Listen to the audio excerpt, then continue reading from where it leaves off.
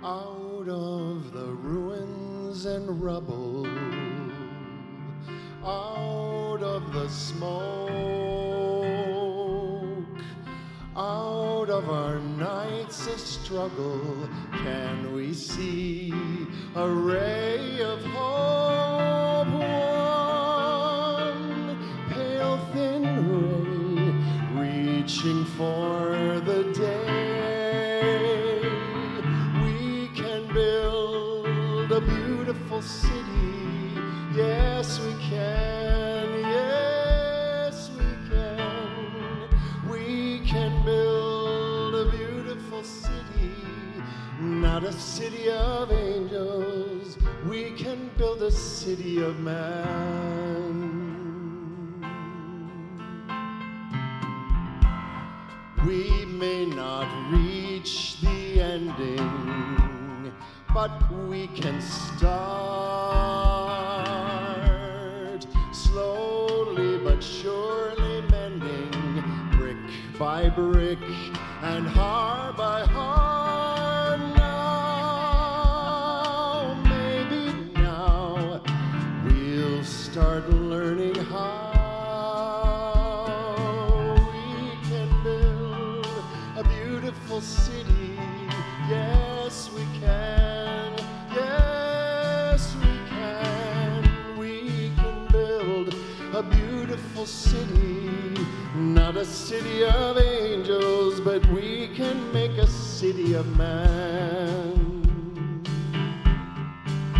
When your trust is all but shattered, when your faith is all but killed, you can give up, beaten and battered, or we can slowly start to build a beautiful city. Yes, we can. Yes, we can. We can build a beautiful city, not a city of angels, but finally a city of man, a city of man, of woman and man, a city of man.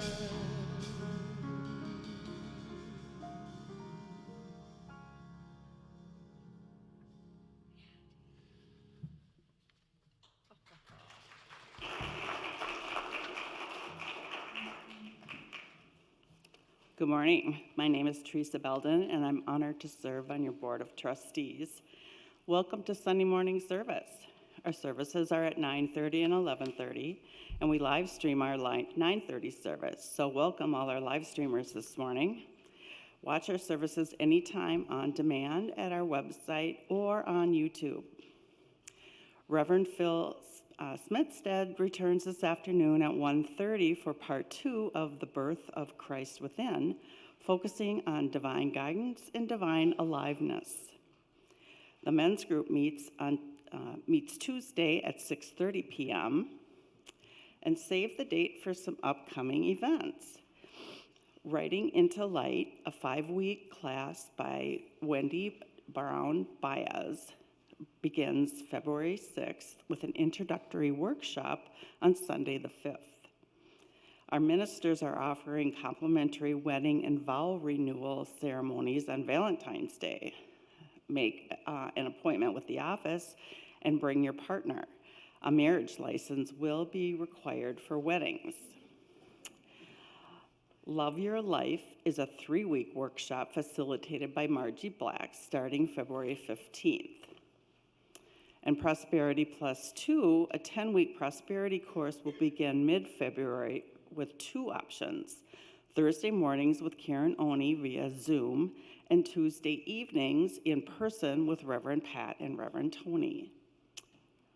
A Mardi Gras dance, Friday, February 17th, 6:30 to 9:30 at Breck School. Tickets are available in the bookstore. And the 2023 annual meeting will be Sunday, February 19th at 1 p.m. All are welcome to participate in person or via live stream with live chat. Details of these and all of our upcoming events and activities are in your bulletin on the church website, Facebook page, or weekly e-newsletters. You can also email or call the church office.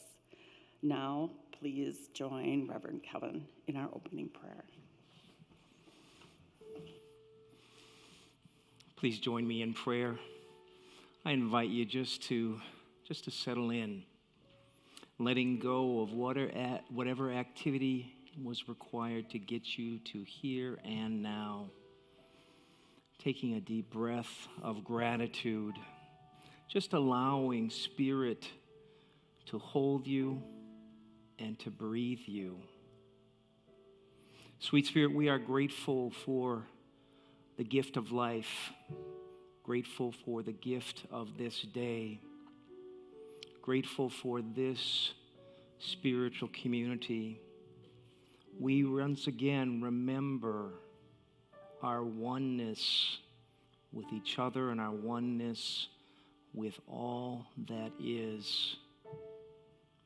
We bring into our minds all those in our community who are dealing with sadness, grief, illness. We hold them in a place of comfort and peace. And we expand that consciousness of love to our entire planet. We hold those, especially who are being impacted by violence. We hold them in a place of peace. Peace, peace.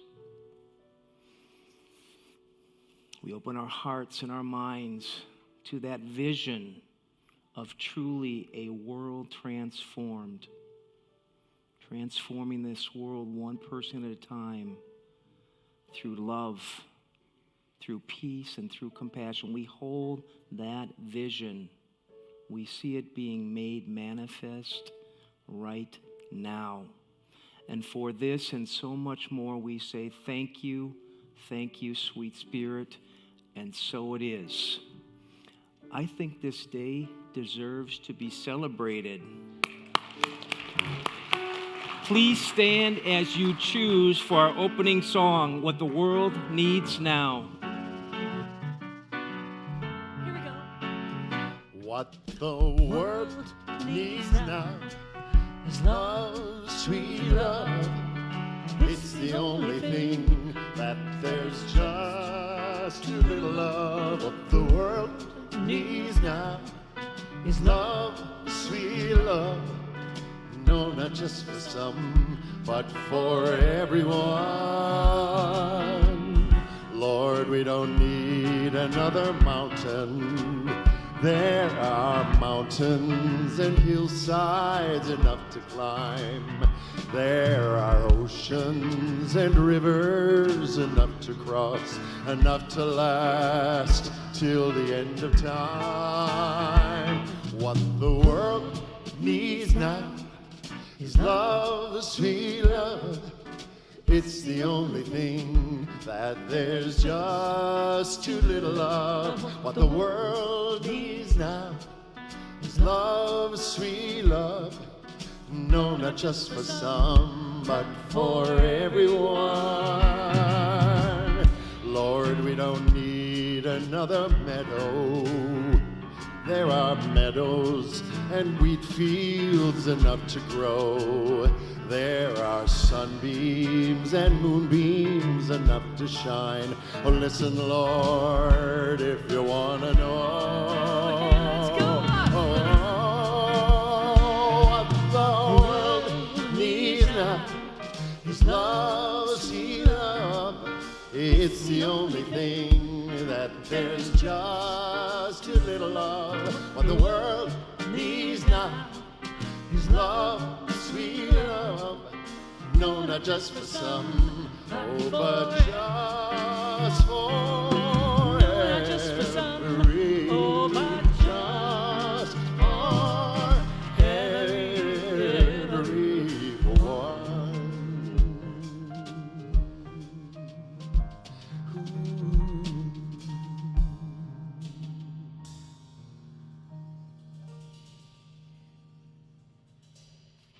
What the world needs now. More. Good morning, everyone. Yes. You know, we don't have hoarfrost down south. That's beautiful stuff. Wow. And welcome to those coming in over live stream as well. We're so glad to have you here today. And if you're not here in Minneapolis, find a picture. It's beautiful outside. It's absolutely gorgeous. It looks like a landscape somebody's painting. We welcome you here to Unity Minneapolis. We are an amazing community. We are welcoming. And we love to have folks come and join us and be here for the first time or maybe the second time, and we'd like to honor you. And so if you are here this morning for the first time, would you raise your hand? There we go. We've got some folks here. Absolutely. And for those of you live streaming, raise your hand. We can see it, sort of. And for those of you here in the sanctuary, the rose is from the congregation. And we appreciate you being here. Also helps us to recognize you after the service so that we can come and be more personally welcome to you. The envelope that you have has some information about Unity. There's a card in there. If you would fill that out and give it to one of our ushers or on the table, we have a gift for you. And someone from the staff will come in. We'll get in touch with you this week. For those of you coming in on live stream, there's a digital way that you can do the same thing, electronic. So if you would do that and make sure that we get that, we'd appreciate it. And we look forward to hopefully seeing you in person one day. So welcome. We're glad you're here. We're glad you're here in this space. We feel your energy and we feel the energy here. Unity is an amazing, amazing community. The energy continues to grow, continues to come from a place of love, and continues to reach out to our world and hold those places in our world that are immediately and further out, that are experiencing violence of all kinds, man-made violence and nature-made violence. And so we would hold them in our hearts today, remembering that we are a community that believes in prayer and the power of prayer. So we hold these individuals. And those of our group that are traveling, do you realize we have people going around South America? We have people traveling in New Zealand. We have people traveling, there's another place, and I forget where it was, but we have people all over the world from our community traveling. So let's hold them also in our hearts and know that they are safe and come home. I would like to ask you now to join me as we say together our core values found in your order of service. And as we say them, let's say them from our heart, knowing that this is who we are as individuals and especially as the collective Unity Minneapolis. And so together we are loving, transforming, welcoming, spirit-filled, prosperous, and joyful. Let's say joyful like we mean it. Joyful! There you go. And we are joyful. And so now we have the reading of our daily word.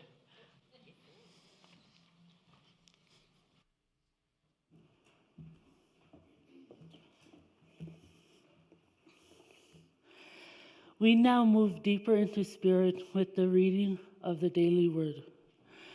You are invited to mentally add your prayers to our prayer box. After the service, the prayer box is located in the garden court, where you may add your written request. You may also submit an online prayer request via our website. Your prayers are prayed with by our prayer ministry for 7 days, and then they are forwarded to Silent Unity, where they are prayed with for an additional 30 days. The word for today is power. We affirm my thoughts and words reflect my divine inheritance. When I listen to my inner conversation and reoccurring thoughts, I may hear fear-based limiting talk, or I may hear positive words encouraging me to live joyfully and confidently. The choice is mine. Through my divine gift of power, I take command of my thoughts and my life. I release thoughts of powerlessness, and as I do, my negative self-talk diminishes. I affirm my divine inheritance of faith, wisdom, understanding, and strength with my thoughts, words, and actions. The power to live a full life is mine. I embrace insights I've gained through experience. I own my mistakes without shame or embarrassment. I am eager to learn. I am willing to try new things and stretch myself. In power, I thrive. And in Scripture tells us in Proverbs 18:21, death and life are in the power of the tongue, and those who love it will eat its fruit. And in the word for today is power.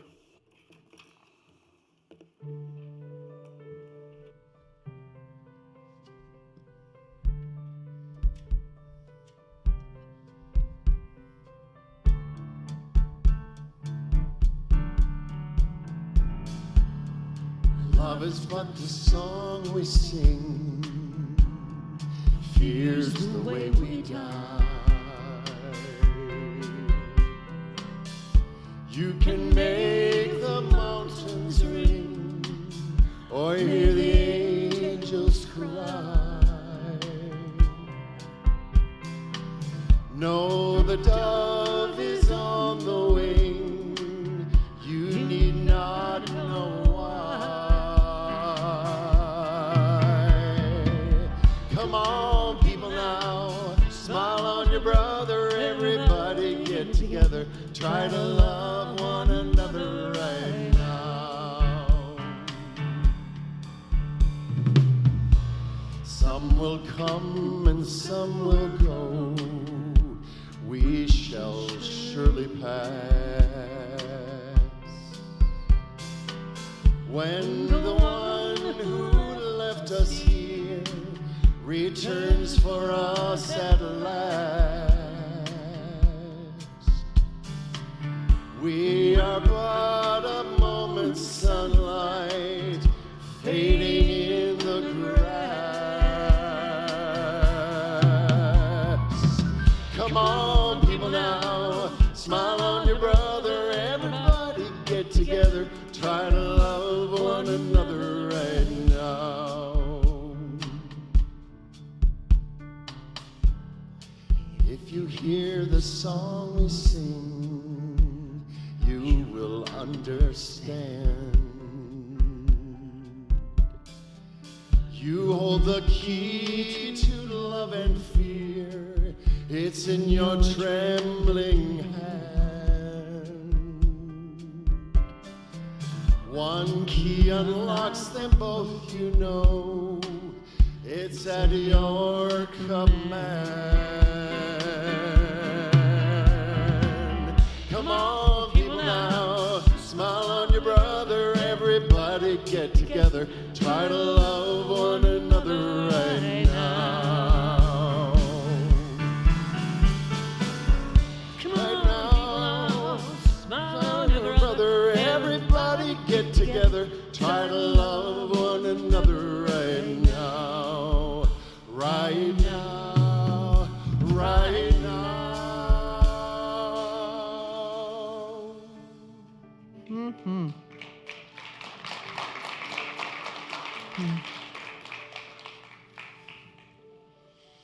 Come on, everybody. Let's get together and love everybody. Join me now, taking that energy, the beauty of the song, power of the words. Let us step into our heart.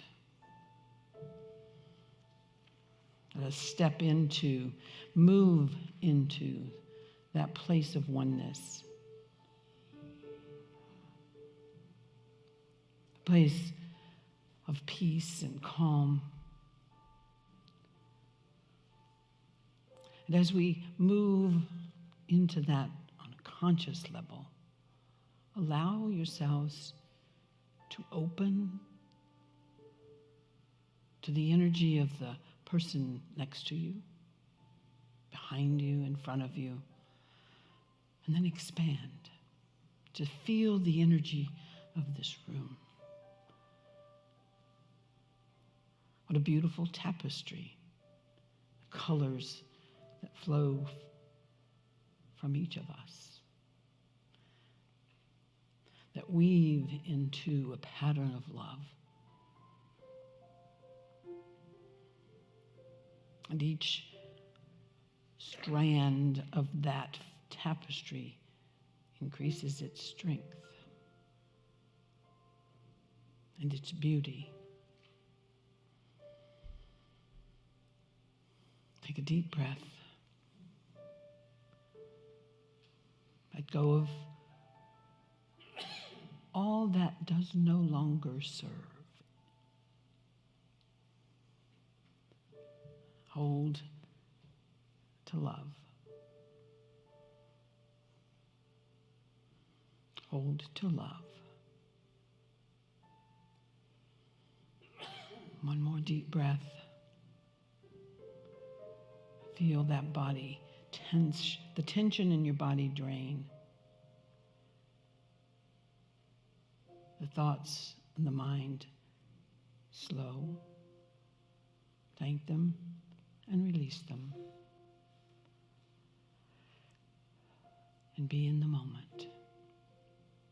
For it is the only one we have. This one. And the next one.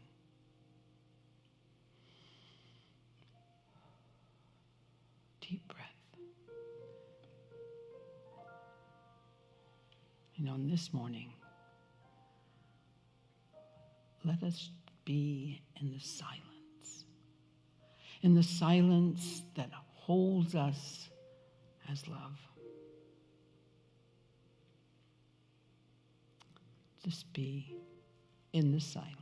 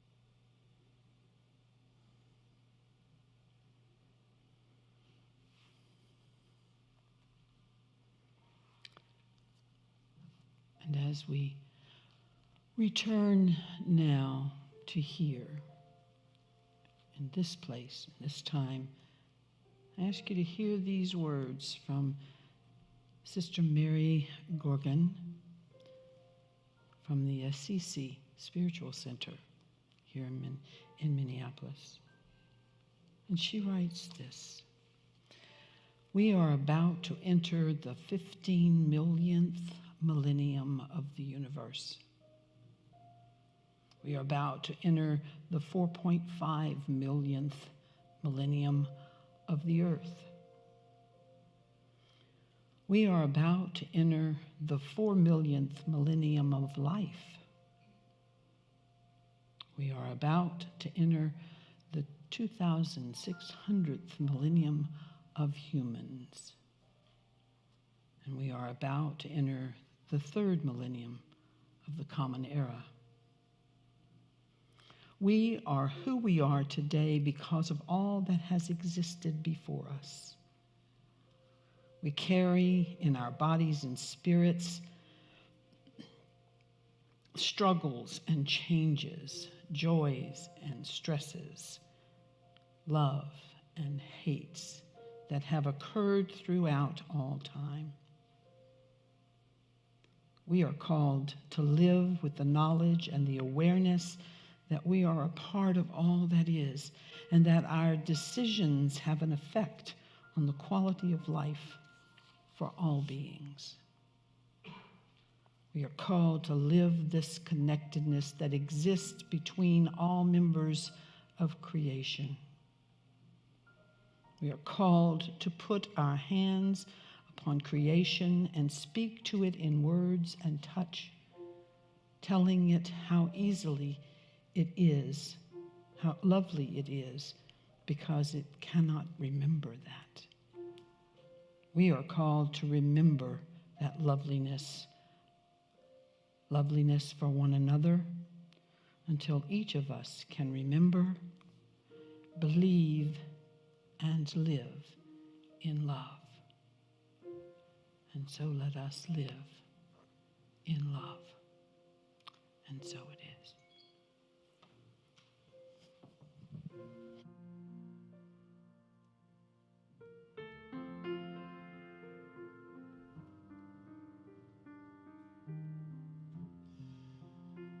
The road is long, with many a winding turn that leads us to who knows where, who knows where.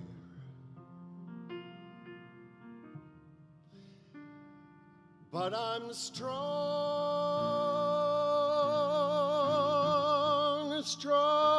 enough to carry him. He ain't heavy. He's my brother.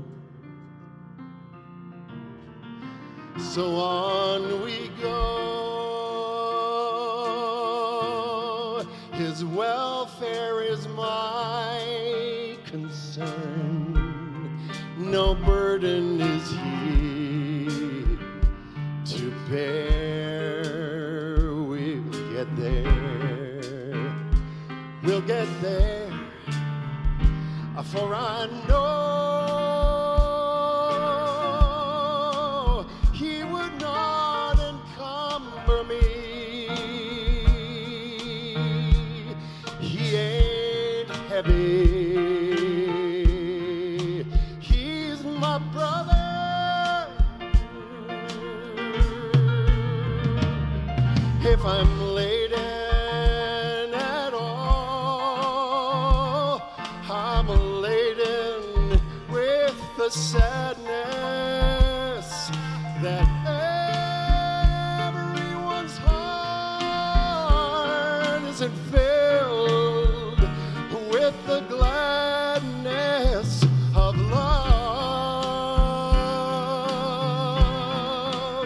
for one another. It's a long, long road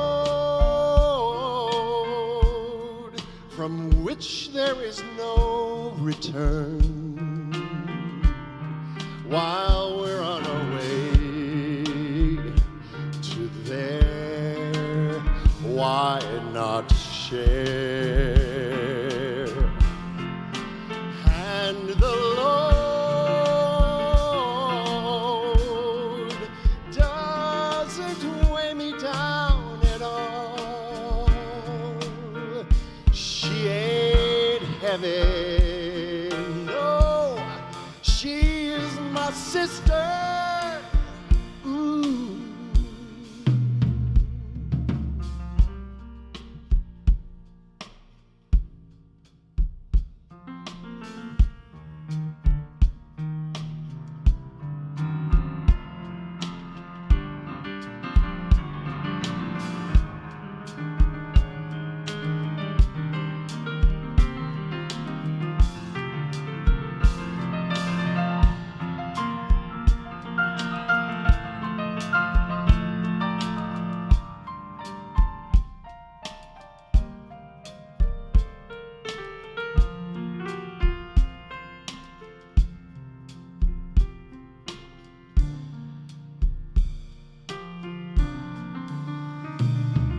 I'm laden at all, I'm laden with the sadness that everyone's heart isn't filled with the gladness of love for one another.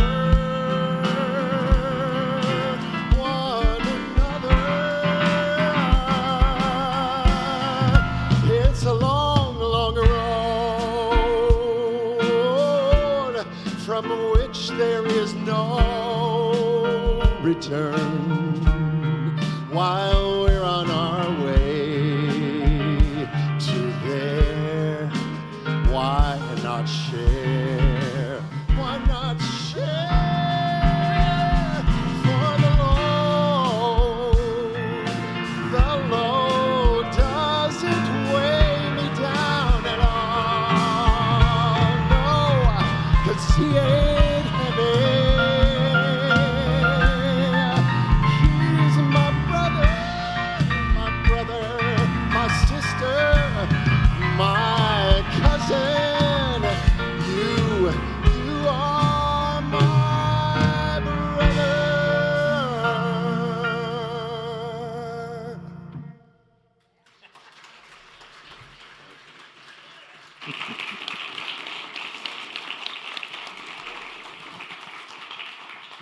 Dane, always good to have you in the house. So nice to be here. Lori, okay having you here. So, as some of you may know, each year your ministerial team here at Unity Minneapolis selects a theme for the year. Did you know that? And this yearly theme for 2023 is all about committing to your dreams. Committing to your dreams. Get that, your dreams, not your neighbor's dreams, not your family's dreams, not your dreams sort of positioned by social media or reality TV, your dreams. Now here's the kicker. If they are my dreams, who is responsible for making that stuff happen? Look in the mirror. And so there's that doggone personal responsibility thing again. I often say that Unity teachings are not for the faint of heart. If you've been spending time with us, you know that in the beginning of 2023, we participated, some of us, in our Burning Bowl service. And for those of you that are newer to us, that's where we let go from the previous year of what no longer serves us. We don't want to take that into the new year. And then the week after that, some of us participated in what we refer to as our White Stone service, where it's about claiming what we want for this new year. So there's this process of letting go of what no longer serves and claiming what it is we want for this coming year. What do we want to create? And that is the perfect setup in my mind for focusing on committing to your dreams. We're now 3 weeks into the new year, and I think it's a perfect opportunity to check in with folks. And I'm not asking for any show of hands or anything here, but checking in about things like New Year's resolutions, New Year's intentions, what you claimed in your white stone. Checking in and saying, first off, do you remember what those were? And what have you been doing to bring those to life? Because this is all about committing to your dreams, but also once we commit, then we are better able to bring them to life, to bring them into manifestation. And I would be willing to bet that if you think about what you thought about and committed to in your intention, in your resolution, in your white stone, that has some direct link, knowingly or unknowingly, to your dreams, to your vision. Has some direct link from what's within you that's being called forth. It's said that desire from within, for whatever it is God knocking at the door of our hearts. Something that is knocking, waiting to be birthed, waiting to bring forth. Your intention, your resolution, your white stone, again, linked to that longing. that desire. Our January theme is all about being pulled by a vision, and today is all about the power of collective vision. For me, it is absolutely impossible to talk about the power of a collective vision without talking about the power of an individual vision. I firmly believe that the collective vision impacts the individual, and the individual impacts the collective. There is an interface always between those two. Both of them have the power to either enhance or inhibit the other's vision. Does that make sense? I'm planting some seeds here right now. I'm going to come back to that. Last week, Reverend Toni talked about and asked us about our dreams. And sort of asked the question, what are they? What are they for us? What are the visions that we hold for our life? She also talked about how we oftentimes will sort of interchangeably use both vision and dreams. And I think of dreams as the building blocks that build towards or lead towards that larger vision that we may have in mind. So what are your dreams? What is your vision? What is your vision for your life? One of my favorite prosperity teachers is Mary Morrissey. And she tells us if our dreams and visions are clear, and that if we have a clear plan of action, a clear path to get there, those dreams and visions are too small. They are not big enough. And I believe that because part of that dream and vision is God's stuff within us waiting to be birthed. If your dreams and vision, if they're really clear as to how to get there, they are not big enough. And I teach that when I'm working with corporate leaders, and I teach it right here, obviously. So again, thinking about how big are your dreams? How big are your visions? Our truest dreams and visions do require that we tap into that God stuff. It requires that we have faith in something that is bigger than what is currently manifesting. We have bigger expectations from the world in terms of what we have in the moment. Reverend Toni also talked about this idea of being pulled by a vision versus being pushed by pain. Pulled by a vision or pushed by pain. Now, when you think about those two options, which one seems a little bit more uplifting, life-affirming, a heck of a lot more fun? It's about being pulled by a vision as opposed to being pushed by that pain. In a world, in a life where we have choice, I choose to be pulled by that vision. What do you choose? You might find yourself thinking as I'm talking with you, I don't have a vision. I used to have a vision, but I don't know if I have one anymore. I don't have enough time or energy or money for a vision. My spouse won't let me have a vision. To be clear, one's personal vision is all about answering the question, why am I here? Why do I exist? What is my purpose in life? Why was I born? One's personal vision is likely tied to those dreams that keep coming back. It's tied to that nudging that the universe keeps poking at you. It's those subtle things, happenstance, synchronicity, all those things I believe are linked to our dreams and our visions. As far as I'm concerned, it doesn't matter how old you are, how wealthy you are, how educated you are, how mobile you are. If you are still breathing and in a body, and it looks like most of us are still in that condition, we have something to do. We have something to do that we are being called for to do. And I believe wholeheartedly that that is linked to our vision, our dreams. We have that as long as we still have breath. About 30 years ago, I did some personal work, and it resulted in a personal vision and mission statement. And this statement has guided my life for many years. And it reminds me of who I am, who I have committed to be in the world. And I find it especially useful in certain situations. I'll share more about that in just a moment. But my personal vision or mission statement, oftentimes we confuse or we interchange vision, mission, whatever it is, but it's something out here that we are aspiring towards. And so my personal mission statement is, I am an open, honest, passionate, loving man. I am here to be of service and to help heal the planet. And I do that through teaching, preaching, coaching, and counseling. And oh, by the way, I added the preaching stuff the last couple years after I was ordained. I have used that statement many, many, many times over the years. And sometimes, or most frequently, I would find myself using it when, especially pre-COVID, when I used to travel a lot around the globe, and I would be going on another trip, another hotel, another plane, and so forth, and I would sometimes get weary of that. Now, some of the travel I miss. Most of it was pretty mundane, and at the same time, it was work, important work that I believed in, because it was all about helping leaders around the globe with the belief that better leaders will make for a better world. And I take that mission very, very serious.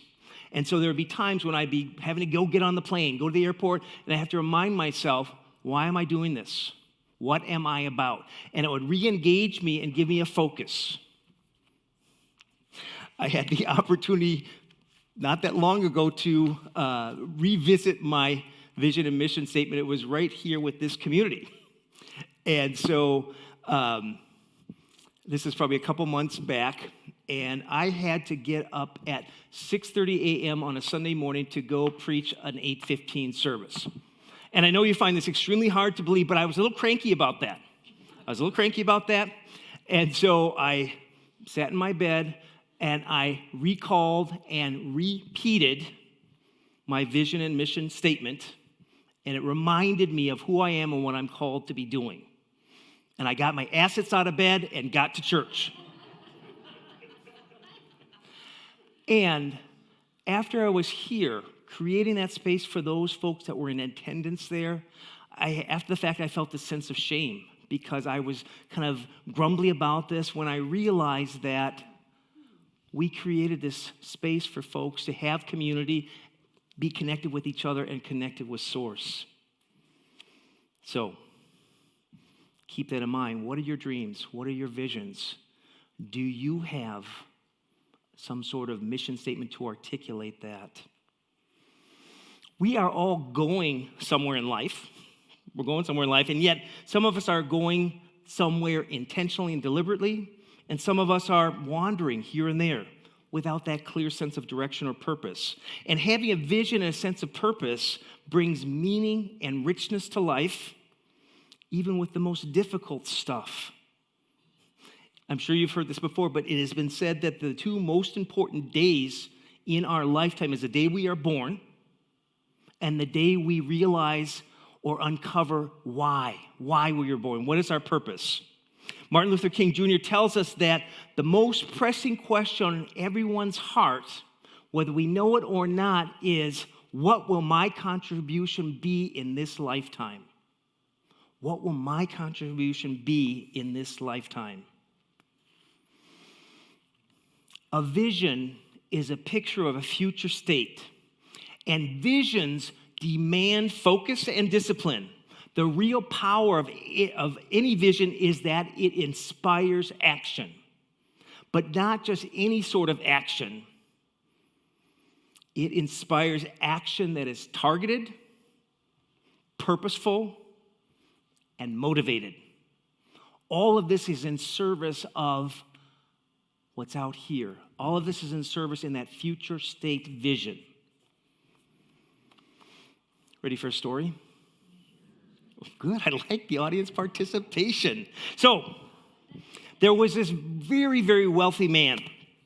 And this wealthy man lived on this beautiful estate with $1 billion home. It was thousands of acres. It was just beautiful. It had every sort of amenity that you could imagine in terms of this beautiful, rich, amazing place. It was the epitome of what I would say is conspicuous consumption. But it was beautiful. The house had room after room, and it went from pools and spas and all sorts of things there. And it was part of this particular veranda area. There was this beautiful, beautiful large pool, just gorgeous. And this pool was filled with crocodiles. And one day, this very wealthy man was touring some folks around his beautiful estate, and they're kind of wandering around, and they come to this area where the pool is. And some of the guests that were with the rich man looked at him and said, "What's with the crocodiles? I don't get it. What's with all these wild, crazy crocodiles filled in this pool?" And the rich man said, "I have always appreciated and respected those who are brave. I think that one is the most compelling assets an individual can have. In fact, bravery is so important to me that I have stated this many times, that anyone who's willing to jump in the pool and swim across, I will give them whatever they want because they were so brave to take that on." So the crowd that was with this gentleman kind of looked around, looked at him, looked at the pool. The crocodiles are kind of swirling around, and they kind of collectively sigh and kind of like, "Nope, I'm not doing that." So people start moving on to the next phase of the tour, and all of a sudden there's this splash. There's a splash. And all of a sudden you see this person buzzing across the pool, trying to get to the other side. And it was kind of this combination between Moses parting the Red Sea and Jesus walking on water. And all of a sudden, boom, this gentleman hops out of the pool. And everyone there is amazed. They are amazed that this guy had such bravery to make this jump and cross the pool. And so people gather around him, and the owner of the house basically comes up to him and says, "Wow, you are so brave. I am so impressed with your bravery. I just so appreciate that. In fact, I appreciate it so much, I will give you whatever you want. Whatever you want that's within my means, my great means, I will give that to you. What is it that you would like? What is it that you would like?" And the swimmer was kind of still out of breath, and he said, "I'd like to know who pushed me in the pool." Once again, a vision is a picture of a future state. And in this case, it's getting to the other side of the pool. But a vision inspires us with that focused attention and motivation to move in that direction. So let's shift a little bit here and start talking a little bit more specifically about that collective vision and the power of a collective vision. Everything that I said about the importance of an individual vision holds true for the collective, and then some, and then some. I believe that wherever two or more are gathered, there is an amplifying effect. Where there's two or more gathered, there is an amplifying effect, whether that be prayer, work, play, and a collective vision. I'm not going to attempt to say this name because I will probably ruin it. And anyways, the author, the French author who wrote The Little Prince, if you know of that book, tells us, and it talks about this idea of that collective vision. He says, if you want to build a ship, don't herd people to collect wood and don't assign them tasks and work, but rather teach them to long for the immensity of the sea. Teach them to long for the immensity of the sea. A collective vision has the possibility of harnessing that combined power of many to visualize and imagine what might be, and then the power to make it so. However, without a clear vision of that future state, the universe has no choice but to meet us where we are in terms of our limitations and our capricious whims. From the book of Proverbs, we hear, and you've heard this many times, I'm sure, where there is no vision, what happens? The people perish. Where there's no vision, the people perish. And without a clear future state aligned with source and our own divinity, that own innate divinity, we are likely to wander aimlessly. We're lost in the wilderness. And this is at an individual level as well as a collective level. And to be clear, a vision in and of itself is not good enough. A vision is not good enough. It requires deliberate planning and specific actions in order for that vision to be realized. A vision without a plan is nothing more than a daydream. A plan without a vision could be considered a nightmare. And so a collective vision becomes the lens through which unlimited options are weighed and considered and used in order to make the best decisions on behalf of the group or the organization. So in a world of unlimited possibilities, we have limited time, money, resources, people. And so how are we going to deploy, how are we going to make decisions that serve our mission? It becomes a great way of getting things clear in terms of priority of what we say yes to, individually and organizationally, and what we say no to. Vision keeps us focused on what truly matters. Our individual and collective vision exists within a larger context, and that larger context is a powerful force. That powerful force clamors for our attention. Positive or negative, we get to choose. Have you heard anything in the last month or two about things like the economy, inflation, anything that has just been kind of me? So it's a little bit difficult for me sometimes to keep in mind that God as source is unlimited. There is enough, and yet my grocery bill keeps going up week after week after week. 2 weeks ago, my corporate job announced that they were doing some significant layoffs. And for a period of time, I had this sense of concern. And that sense of concern started to get a little bit more intense, and I started to worry a little bit. And then I remembered something that Eric Butterworth wrote about in Spiritual Economics. And I literally went and grabbed this book. In my moments of fear, I went and grabbed this book off my bookshelf. And he talks about and tells us that what is occurring in the stock market and in the economy is nothing more than an outpouring or an outpicturing of what's going on in the collective. Make sense? Just a representation of what's going on in the collective, in that collective consciousness. And he tells us that we get to choose to not let those negative messages get in the way of our good. He tells us, your personal welfare begins with your consciousness, begins with my consciousness. It's not what happens on Wall Street. It's not the state of the economy. It has to do with its inception in the state of your mind. You can be prosperous when business is poor, and you could experience financial difficulties even when business is booming. That gave me comfort. Then. Prosperity for you is simply a matter of addition or subtraction. And we do that by our thinking. You are either adding to your good or you're taking away from it. The law is impossible to prevent. It begins with our thinking. Have you ever heard that before? Thoughts held in mind? Thank you very much. And so, a collective vision is also impacted by the collective unconsciousness and the collective unconscious. And that collective unconscious is a term that was coined by Carl Jung. Charles Fillmore, co-founder of our movement, called it the race mind. And this is defined as the collective unconscious memories, feelings, experiences of humankind. And I believe that these unconscious thoughts, feelings, this stuff that is out here in the ethers, that impacts us, and then our individual thinking impacts the collective.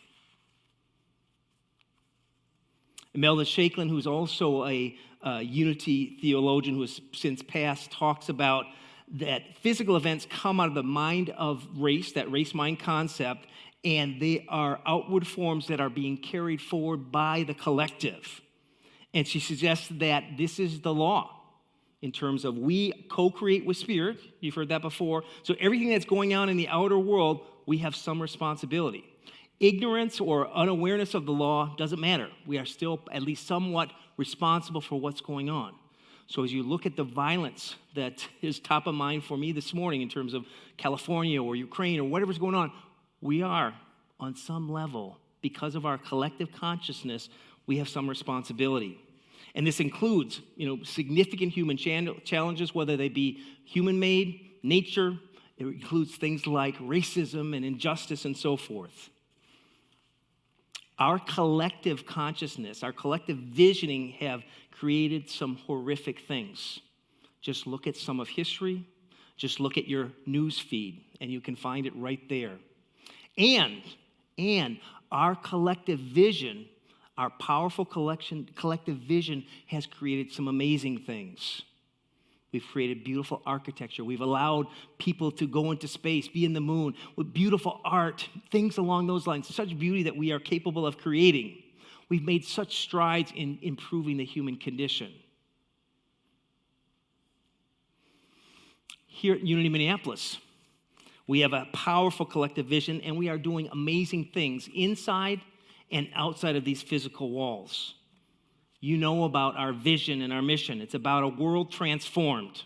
What's especially important to note that I know this is true, both from experience as well as I believe it true now, that our board that serves our community, they use our mission and vision as criteria to make decisions about how we will spend our resources.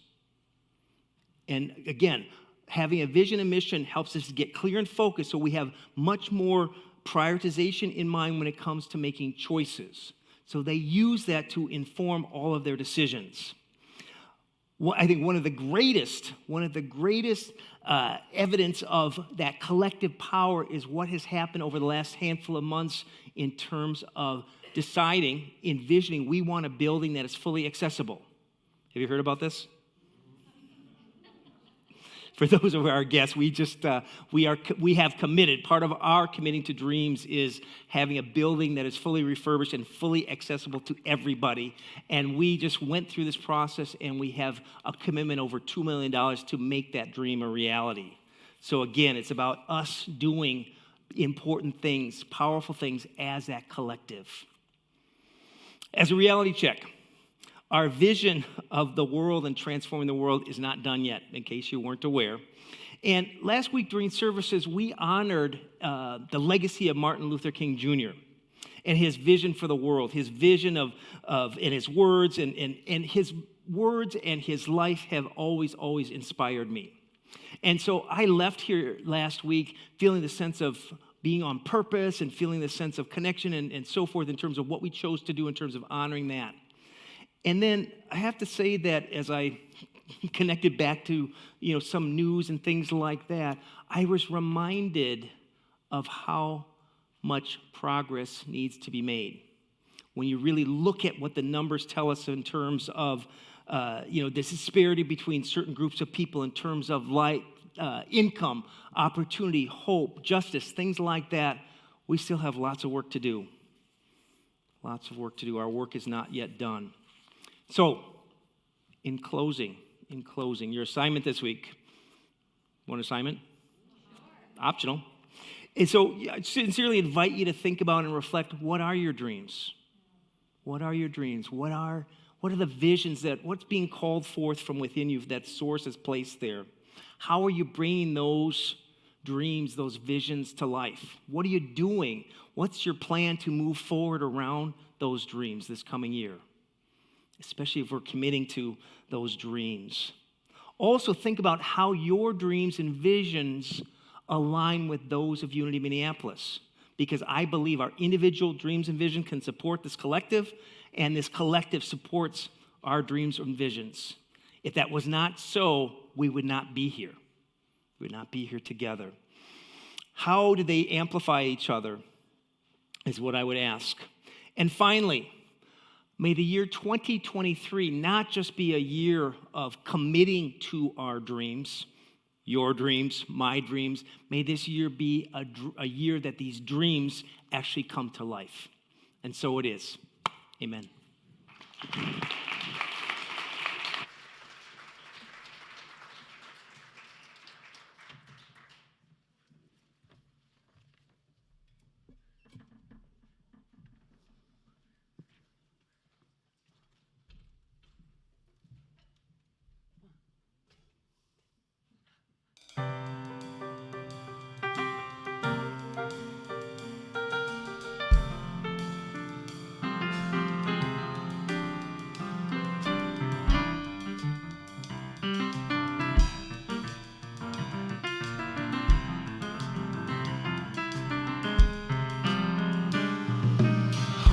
fire, create love's desire, take you higher and higher to the world you belong. Hearts of fire, create love's desire, higher and higher to the world you belong. We come together on this special day to sing our message loud and clear. Looking back, we've touched on sorrowful days. Oh, wow. You refused to disappear. You will find peace of mind if you look way down in your heart and soul. Stay young at heart, 'cause the world seems cold. Stay young at heart, 'cause you're never,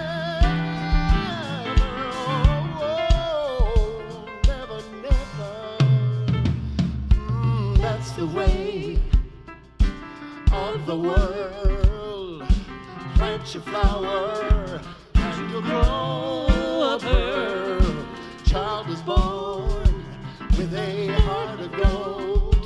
The way of the world can make him grow so cold.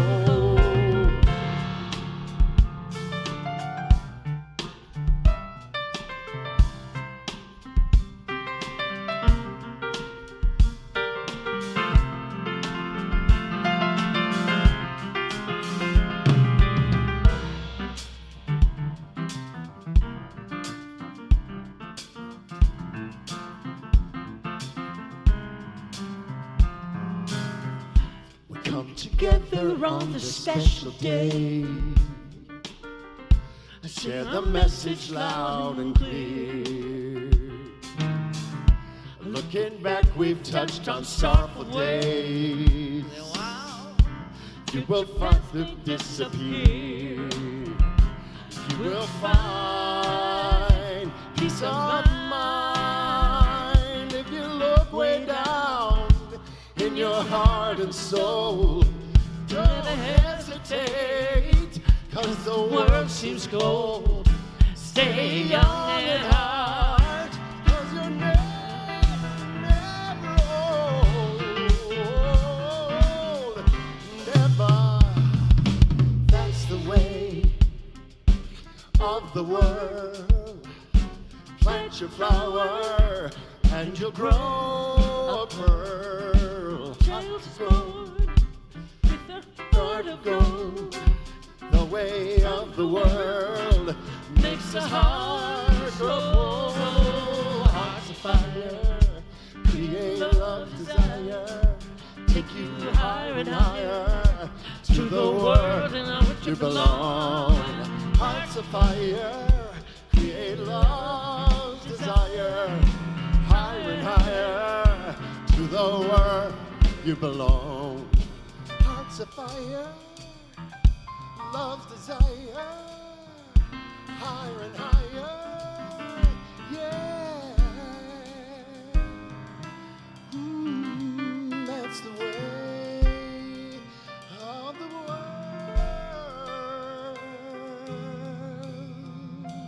Ooh.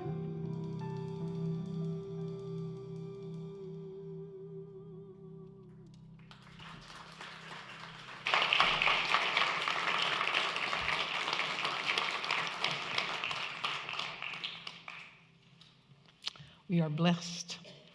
We are so very blessed here in this community. Part of our connection, our vision, holds that blessing. And so for me, I want to say thank you, each of you, for being part of this vision and this collective. And it is time now for us to continue that cycle of blessing, continue the giving and the receiving part of our blessing. It's time to offer the gift to Unity Minneapolis. How you do that in so many ways. Financially, there are so many ways we can do that. You know that. Those of you who come in live stream, there is a secure online giving at our donate button on the website. for those of us here. There's a QR code. There's an envelope. There's the mail. There is our consistent giving. And behind all of that is an appreciation and a love for this community and a recognition of the vision that we have, that when we receive, we give back. We give back to each other, and we give back to the community at large in so many ways. And so we're blessed with that. I'm going to ask our ushers to come down. And as they do, I ask you to take that image of your financial gift in your hand, however you're doing that. Hold that. Feel the energy of it.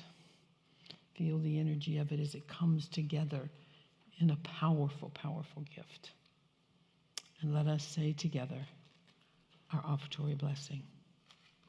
Divine love flowing through me blesses and multiplies all that I give, all that I receive, and all that I am. And so it is.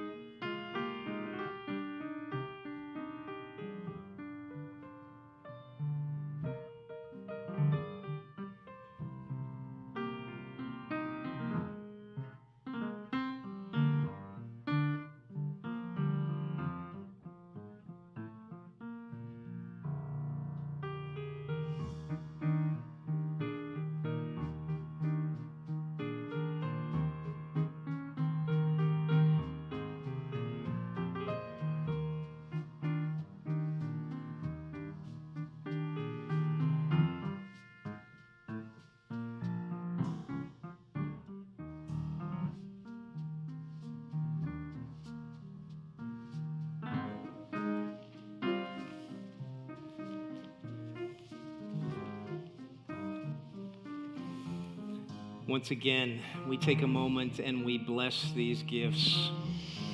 We bless these gifts and we send them forth to serve our collective vision of a transformed world.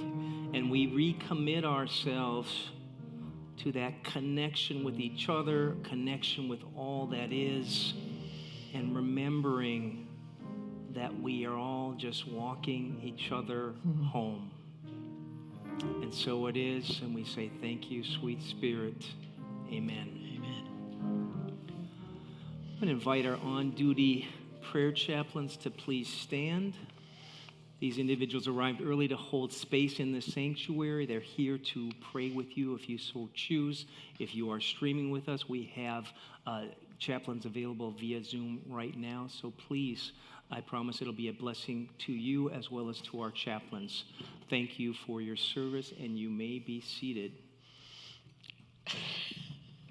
Watch out, watch out, watch out. Takes two of us. It takes two of us to get this done. Right? Oh, wait. Kids. Yes. Just a kid. Well, one kid. Come here. One kid.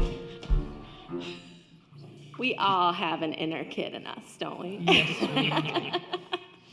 Our youngin' in the nursery was like, no, I'm good. I want to stay up there and playing. Maybe. I was like, okay. So I want to tell you that we have a really fabulous youth and family ministry, and it is because of our volunteers. We have a phenomenal group of people here in this community to support young people. And so we've got some really fun things coming up. Next service, when we have our full youth program, kids from 0 to 18, our preschool to 5th grade are doing an experience of sacred spaces. So last week we did the labyrinth and walked the labyrinth. This week we're looking into Native American prayer practices. And so we're going to do a really culturally respectful version of a sweat lodge so the kids can get an experience of what that's like. Because part of our mission here at Unity is to help kids understand in a respectful way the diversity of human spiritual experience. So that's going to be great. And then our Uniteens and YOU are into their Fair Play series. So they're looking at the diversity of experience within their age group and talking about, do differences matter? And how can we be pulled by vision and uncover our biases so that we can have this idea that we are all one and connected. So hope you will bring your young people to that. And if you know of young people who could use a little spiritual pick-me-up, send them my way. Thanks, everyone. Come here. Wait a minute. Wait a minute. Just 1 minute. We have been so blessed. We have been and are so blessed to have this young woman with us as our youth director. Yes? Yes.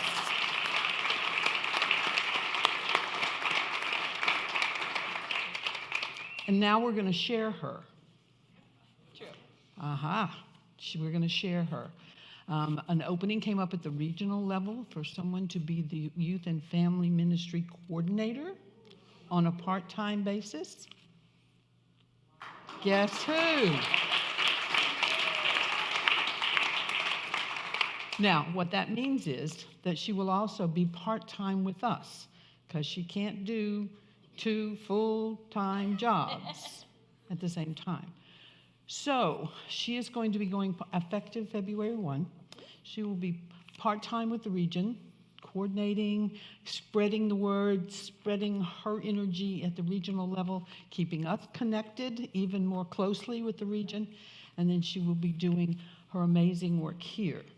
What I'm going to ask of you all is, because she is moving into a part-time role, we're going to need our volunteers to step up a little bit and support that.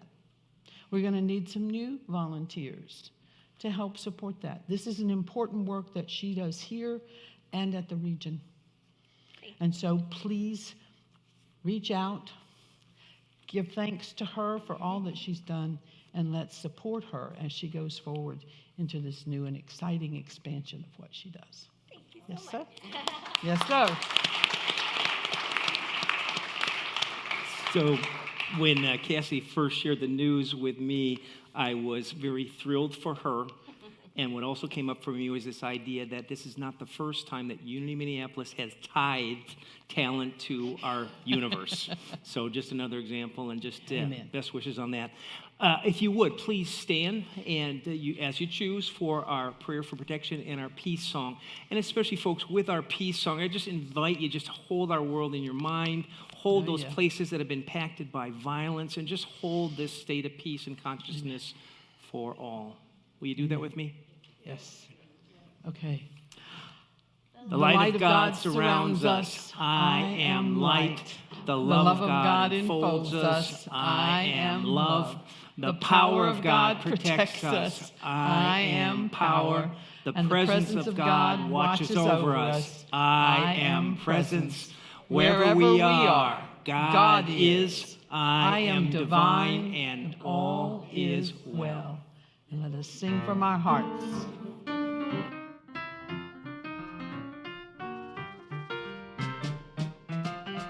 Now there is peace on earth, and it has begun with me. Now there is peace on earth, the peace that was meant to be, with God as our creator. Family, all are we. Let us walk with each other in perfect harmony. Now peace begins with me. Let this be the moment now. With every step I take, let this be my joyous vow. To take each moment and live each moment in peace eternally. Oh, there is peace on earth, and it has begun with me.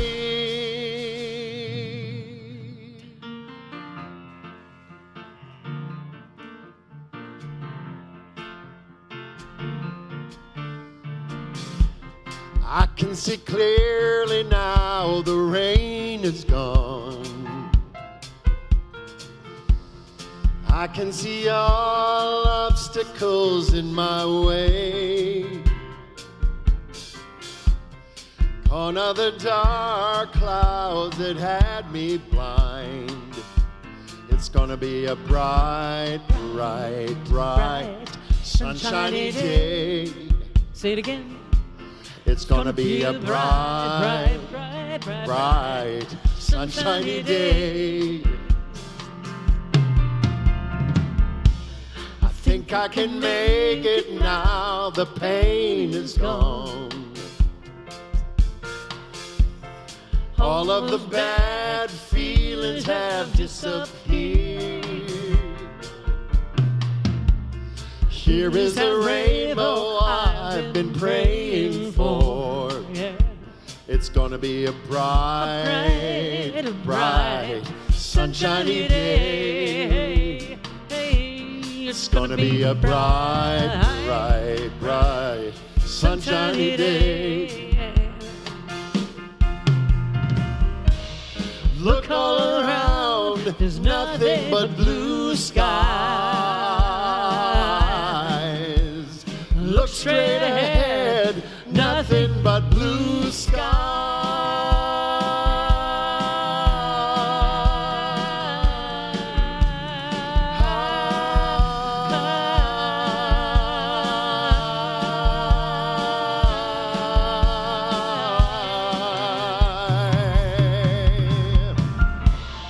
I can see clearly now, the rain is gone. The freezing rain. Freezing rain. I can see all the obstacles in my way. Just a little bit of hoarfrost. Gone are the dark clouds that had me blind. It's gonna be a bright, bright, bright, sunshiny day. Oh, it's gonna be a bright,